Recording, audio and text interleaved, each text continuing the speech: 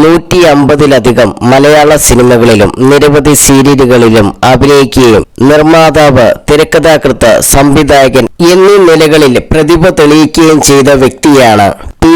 ശ്രീകുമാർ. മലയാളത്തിന്റെ സ്വന്തം മമ്മൂക്കയായും അടുത്ത സൗഹൃദം ശ്രീകുമാറിനുണ്ട്. ഒരു സമയത്ത് എല്ലാം നഷ്ടപ്പെട്ട് എന്ത് ചെയ്യണമെന്നറിയാതെ അവസ്ഥയിലായിരുന്നപ്പോൾ സഹായിച്ചത് മമ്മൂട്ടിയായിരുന്നുവെന്ന് ശ്രീകുമാർ ഒരിക്കൽ തുറന്നു പറഞ്ഞിരുന്നു. നിവൃത്തിയില്ലാതിരുന്ന തന്നെ ഈ നിലയിൽ എത്തിച്ചത് മമ്മൂട്ടിയാണെന്ന് മുമ്പ് സബാരി ചാനലിലെ പരിപാടിയായ ചരിത്രം എന്നിലൂടെയിൽ ശ്രീകുമാർ വെളിപ്പെടുത്തിയിരുന്നു. മമ്മൂട്ടിയെ ഒരു സമയത്ത് തനിക്ക് ഇഷ്ടമില്ലായിരുന്നുവെന്നും എന്നാൽ താൻ കണ്ടതിൽ വെച്ച് ഏറ്റവും നല്ല മനുഷ്യസ്നേഹിയാണ് മമ്മൂട്ടി എന്നുമാണ് ശ്രീകുമാർ പറഞ്ഞത്. നടന്റെ പഴയ അഭിമുഖം വീണ്ടും മമ്മൂട്ടി ആരാധകർക്കിടയിൽ വൈറലായി മാറിയിട്ടുണ്ട്. ശ്രീകുമാറിന്റെ വാക്കുകൾ: കൈയും തലയും പുറത്തിടരുത് എന്ന സിനിമയുടെ കഥ പറയാൻ വേണ്ടി ഞാനും തോപ്പിൽ ബാസിയും കൂടി മദ്രാസിൽ മമ്മൂട്ടിയെ കാണാനെത്തി. ഞങ്ങൾ ചെല്ലുമ്പോൾ ടൈറ്റ് ബനിയനൊക്കെ ഇട്ട് സുന്ദരനായി മമ്മൂട്ടി അവിടെ ആൾക്കൂട്ടത്തിന് നടുവിൽ ഇരിക്കുന്നുണ്ടായിരുന്നു. അതിൽ ജിയോ കുട്ടപ്പനുണ്ട്, ജൂബിലി ജോയിയുണ്ട്, അങ്ങനെ 4-5 പേരുണ്ട്. ഞാൻ മമ്മൂട്ടിയോട് ഒന്ന് കാണണമെന്ന് പറഞ്ഞു. എന്നാൽ മമ്മൂട്ടി ഒന്നും മിണ്ടിയില്ല. കുറെ നേരത്തിനു ശേഷം അദ്ദേഹം ഞങ്ങളുടെ അടുത്തേക്ക് വന്നു. പെട്ടെന്ന് ഇറങ്ങി വരാൻ സാധിച്ചില്ലെന്നും കൂടെ ഇരിക്കുന്നവരെല്ലാം ഇൻഡസ്ട്രിയെ നയിക്കുന്നവരാണെന്നും അദ്ദേഹം പറഞ്ഞു. ഞങ്ങൾ വന്ന കാര്യം പറഞ്ഞു. സെപ്റ്റംബറിലാണ് ഷൂട്ടിംഗ് ആരംഭിക്കുന്നതെന്നും 6 ദിവസത്തെ ഡേറ്റ് മാത്രം മതിയെന്നും പറഞ്ഞു. എന്നാൽ തനിക്ക് സമയമില്ലെന്നും 1 വർഷം കഴിഞ്ഞ് നോക്കാമെന്നുമായിരുന്നു മറുപടി. കുറച്ചു നേരം മൗനമായി ഇരുന്നതിനു ശേഷം ഒന്ന് അഡ്ജസ്റ്റ് ചെയ്തു കൂടെ എന്ന് ഞാൻ അദ്ദേഹത്തോട് ചോദിച്ചു. അഡ്ജസ്റ്റ് ചെയ്തു തരാൻ താൻ ആരാ? എന്റെ ജാതിക്കാരനാണോ അതോ കൂടെ പഠിച്ചവനാണോ?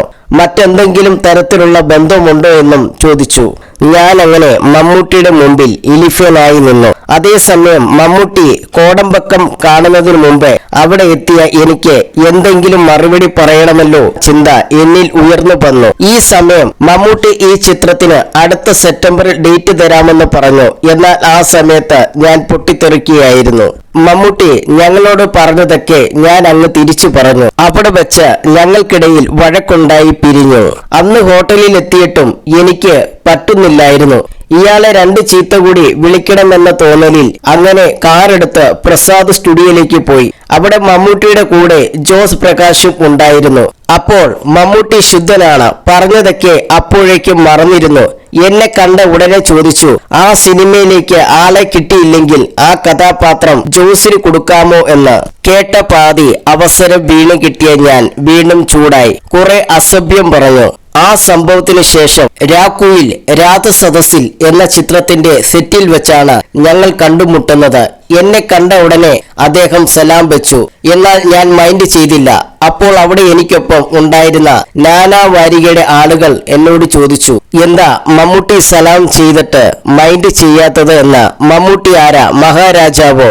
അയാളെ കണ്ടാൽ വന്ദിക്കേണ്ട ആവശ്യമുണ്ടോ എന്നായിരുന്നു എന്റെ മറുപടി. ഞാൻ സലാം തിരിച്ചു പറയാത്തത് കൊണ്ട് മമ്മൂട്ടി ഇങ്ങോട്ട് വന്ന് എന്നോട് മിണ്ടി.